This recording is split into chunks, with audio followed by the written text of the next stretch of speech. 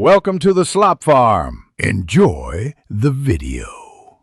In this video, I will explain how to replace a starter. First, ensure you have all the necessary tools, including a socket set, a ratchet, and a jack. Safety is paramount, so always disconnect the negative battery terminal before beginning any work.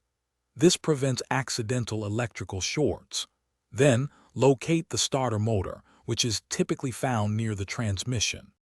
Once the starter is located, you will need to disconnect its electrical connections.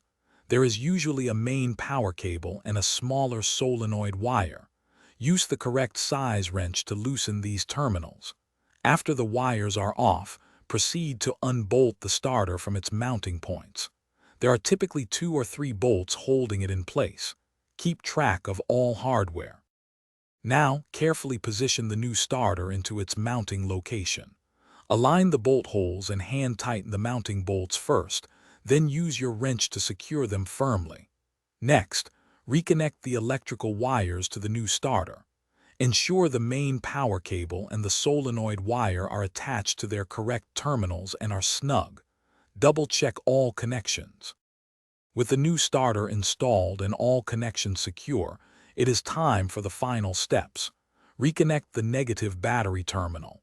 Before starting the engine, do a quick visual inspection to ensure everything is in place and no tools are left behind. Then, attempt to start your vehicle. Listen for the engine to crank smoothly, indicating a successful starter replacement.